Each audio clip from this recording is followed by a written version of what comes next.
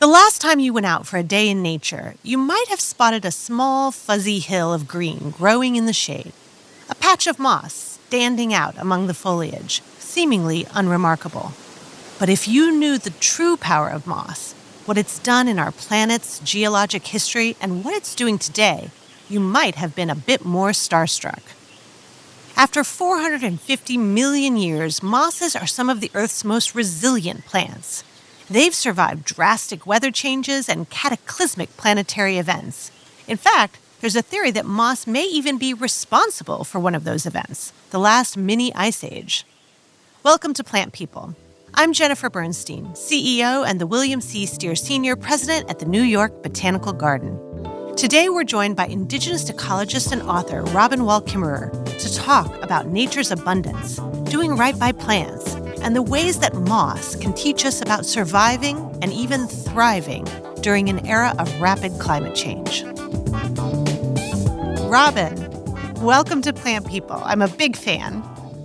Thank you so much for inviting me. I'm delighted to talk with you. Well, I'm so glad you're here. I have read all of your books, and I absolutely love the way that you connect plants to the universal story of people and our planet, which is something we're very much interested in promoting and exploring here at the New York Botanical Garden.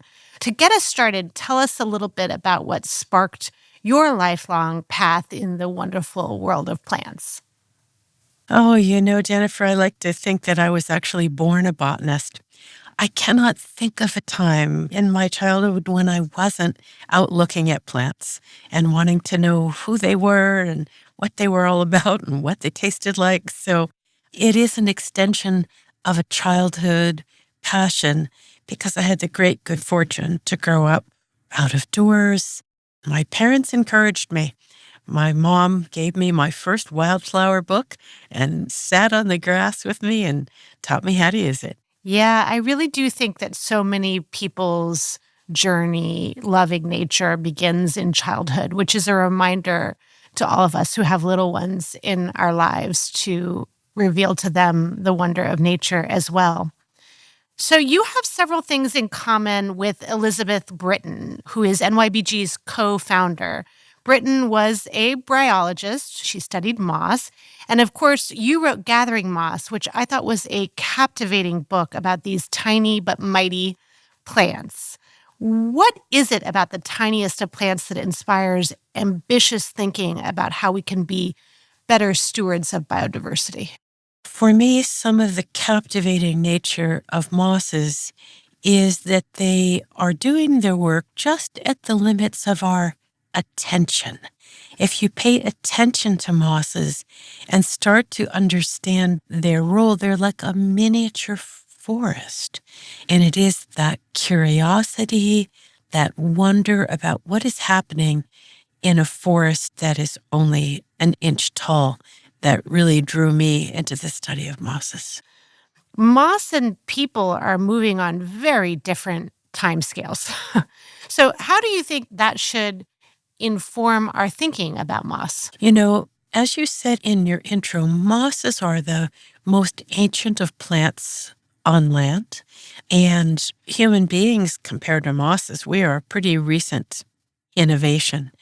And the fact that mosses have built the very land that we inhabit today, that they have withstood all the climate changes that have ever happened since they colonized land billions of years ago, in a time when biodiversity is threatened, when our own actions threaten the nature of the living world, shouldn't we be asking the oldest beings on the planet, how did you do it?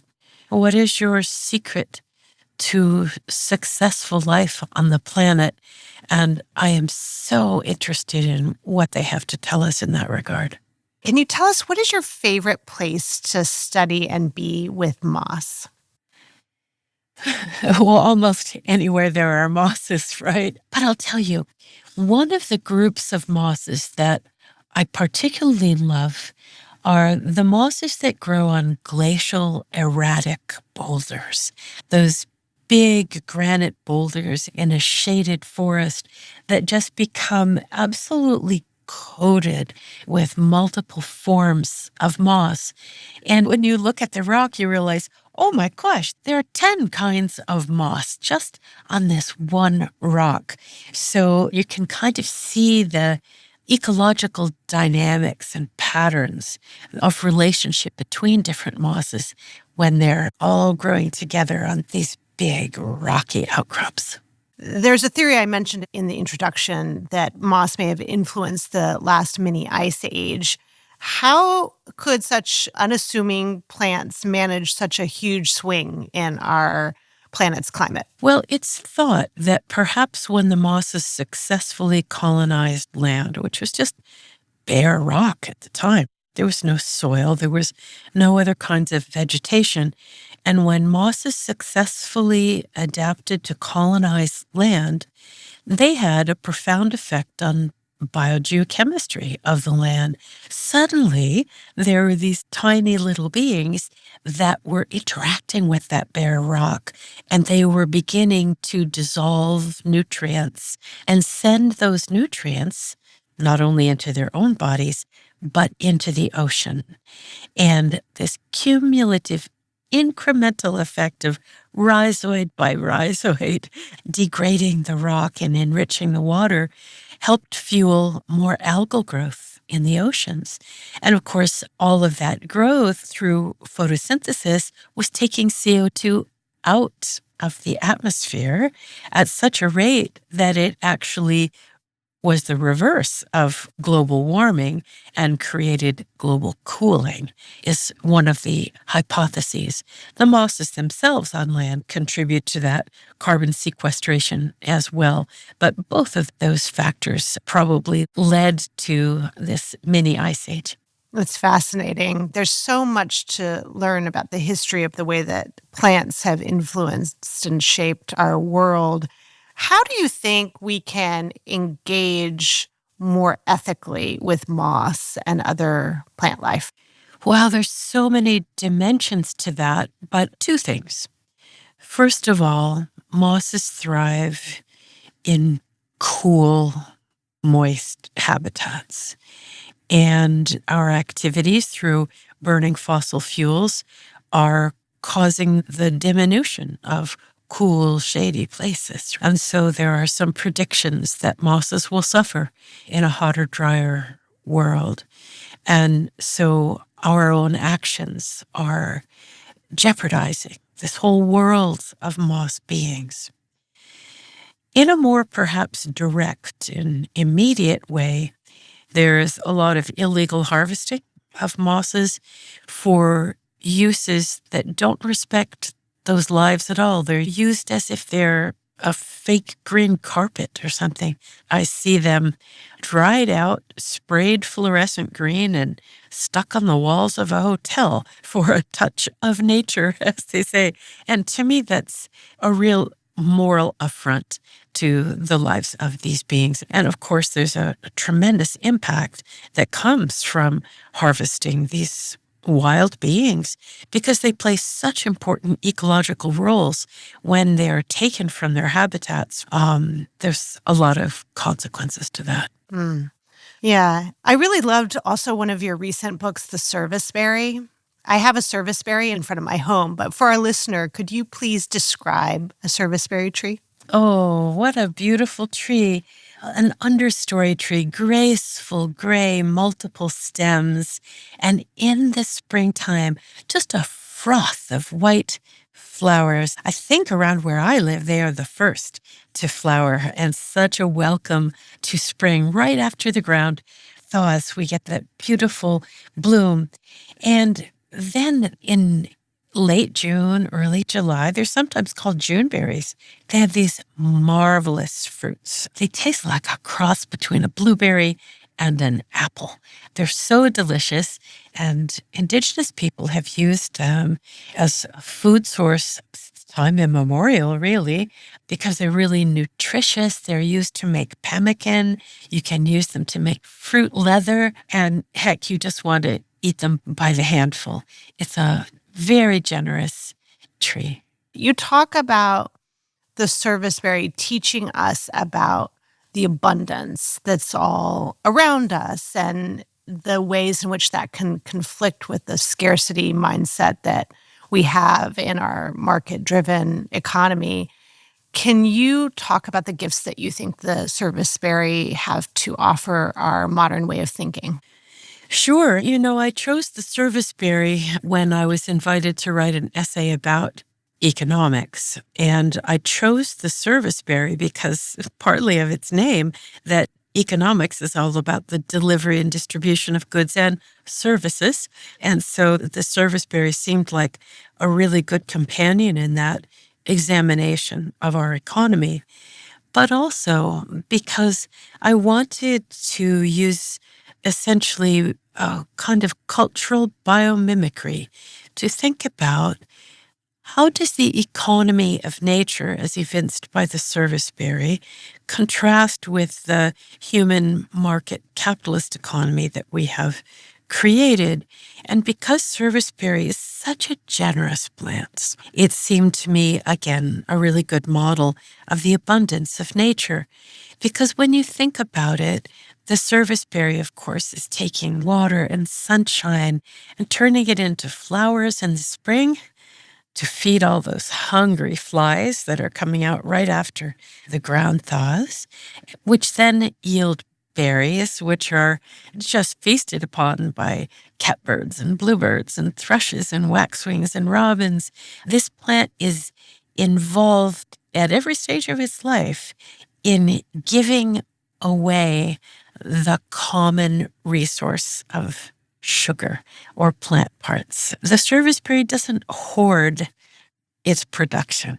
It shares its abundance. So serviceberries are simply one example of the ways in which fruit-bearing plants are models of a circular economy where nothing is hoarded, nothing is wasted. And again, that notion that when the gifts of nature are shared with bees and birds and me as I'm picking serviceberries, those gifts are the currency of a gift economy. It's not money, it's energy. And the gifts of the plants, it's in contrast to the model of human thriving where we say we're going to get abundance by hoarding it and keeping it away from somebody else, which creates scarcity.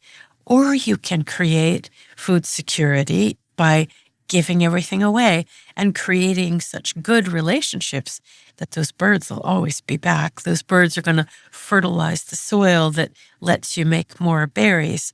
So it's simply an examination of the economy of nature and asking, how could we amend, tweak, utterly change our materialist market economy so that it aligns better with the sustainable economy of nature? Yeah, it's hard because the economies of nature are more immediate and connected physically to one another. And our current global economy, the players, the stakeholders are very removed from one another. So it's very easy for them to become invisible to each other. I don't know how we deal with that exactly. Any ideas? Well, I think our way out of this is greater engagement with the natural world so that we remember where our food comes from, that we remember it's a gift from the land and that it doesn't come from some big old warehouse out there. This is coming from the earth. And the only way we really remember that is to pay attention to the living world in gardens, in the forest, in parks, in our daily lives. Yeah, I think that's right. Cultivating that appreciation for nature has been really core to our mission since we were founded in the late 1800s. The site was selected because there's an old-growth forest at the heart of the garden. It's never been cut. And we've been responsible for protecting that forest for about 130 years. For the first century or so, we had a let alone policy, which was the thinking of the time in the scientific community. Over the past few decades, we've practiced science-based, active ecological restoration to mitigate the anthropogenic changes that we're seeing and the threats to the biodiversity of the forest. You advocate for a two-eyed seeing approach to ecological restoration. So I was wondering if you could explain what that means, particularly in the context of an ancient but altered ecosystem like the Thane family forest. Yeah. Two-eyed seeing is a metaphor that was put forward by two Mi'kmaq educators. And two-eyed seeing because it acknowledges that so much of our understanding of the world comes to us through one lens, and that is the lens of the Western worldview, and particularly the Western scientific worldview, which is powerful, but that's not the only lens out there. The indigenous worldview is quite different in many ways, particularly as regards relationships with the natural world. So two-eyed seeing is an invitation to everyone in education, in research, and engagement with the natural world to look at the world not only through the lens of Western science, but also through the lens of indigenous science and philosophy. And when we do that, we get to a really different relationship with the land. Oftentimes in Western conservation, we have this notion that human beings and nature are a bad mix. And so what we need to do is put a velvet rope around nature, keep people out so that nature can thrive. Well, in many cases, we're coming to understand that human beings are part of nature. Human beings have an active ecological role to play that fosters biodiversity, that fosters the well-being of plants, largely through manipulation of ecological succession that literally magnifies biodiversity. And so I'm really interested to hear that you all are adopting a more tending relationship with your forest, because there's so much good evidence, both from Western and Indigenous sciences, that suggest that biodiversity is enhanced with the right kind of human interaction.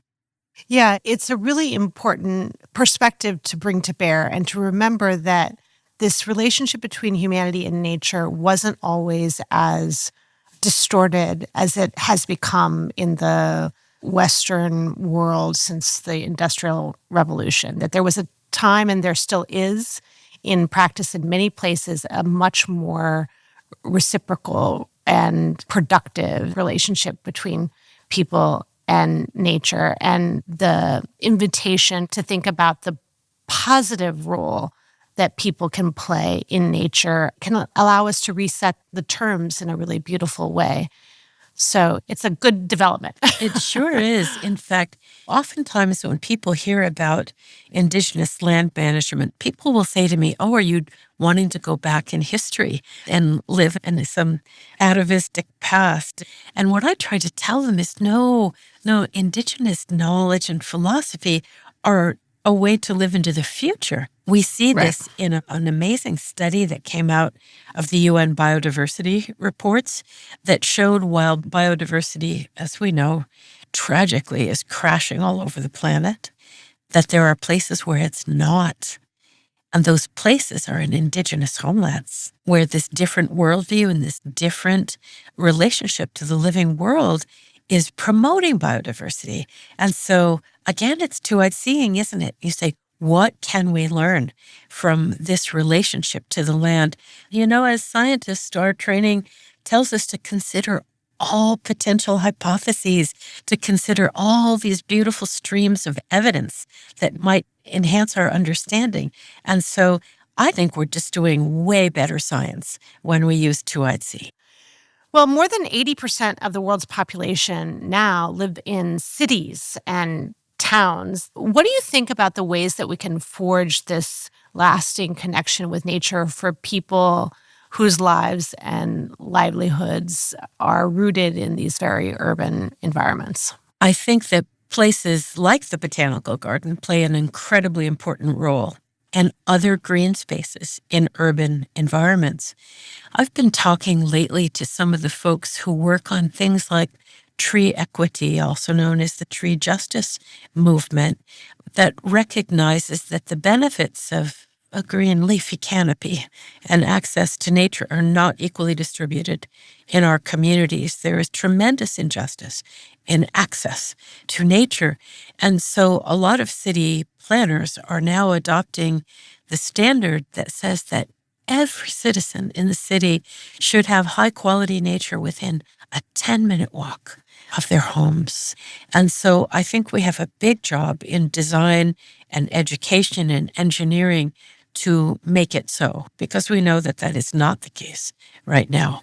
Absolutely. I mean, the benefits of cities are significant. You're concentrated with all of these other people, and being with other people is a great engine for prosperity, for knowledge creation, for creativity. That's why people are drawn to these places. So we have to find a way for cities themselves to be additive to biodiversity and for the experience of living in a city to not be at odds with people staying connected to nature. Yeah.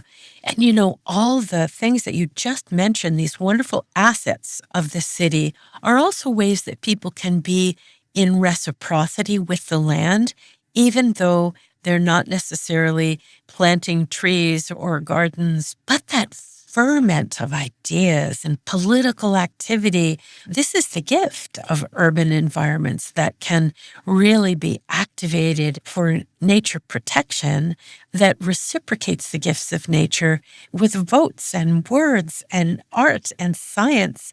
It doesn't all have to be with a shovel and seeds. Right.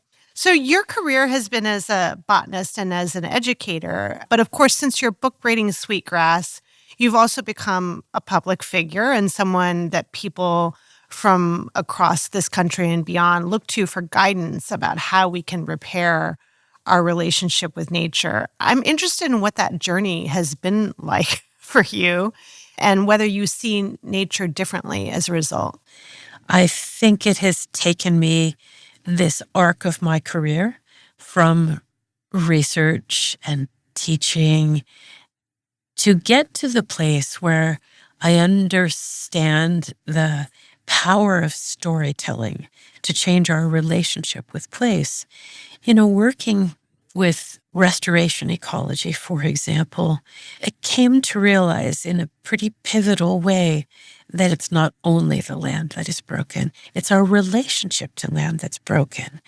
And so restoration ecology is a set of tools that help us heal the land. But if we don't heal our relationship with land, we're just going to replicate the same damage over and over again.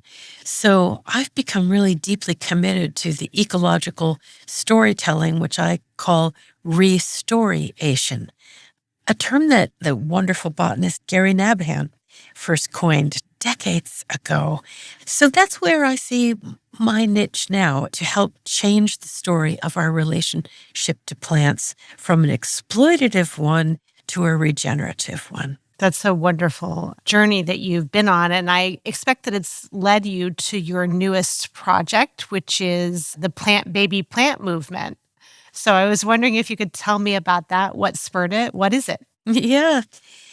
As a result of Braiding Sweetgrass and other work, I'm in contact with audiences every week who are alight with love for plants and love for land. And it's gratifying, it's exciting, but it's also heartbreaking because there is this deep longing to do right by plants. And so when people are laying that in my lap, and I have the gift of people listening to me in this moment, I want to help answer that question of where does this longing and love for the land go?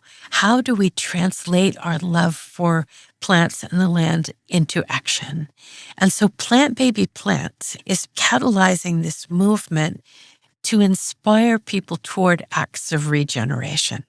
The name comes very clearly from that alternative worldview of drill, baby, drill, which says, well, we know that attitude is going to destroy the climate and jeopardizes human life and biodiversity, but we're going to do it anyway. Well, I think not. Couldn't we have a counter narrative? We don't have to buy into that. And so this is hopefully a gathering place for people who are committed to these ideas to both do what we call raise a garden and raise a ruckus.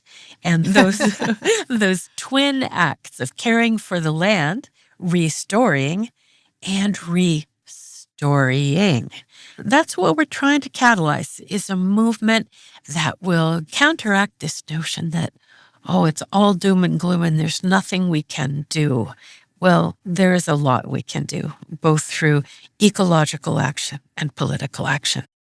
Robin, it's been such a joy talking to you today. I hope everyone will read all of your wonderful books, including Gathering Moss, the natural and cultural history of mosses. And don't forget to visit plantbabyplant.com to learn more about this exciting new initiative. Thank you so much for being here. Thanks for inviting me.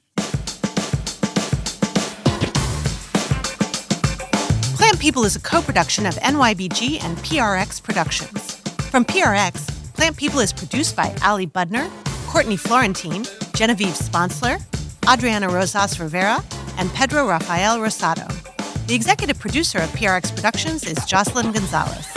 From NYBG, Plant People is produced by Charlie Nork, Cosette Patterson, Matt Newman, Kate Tyler, and Michael Crowley.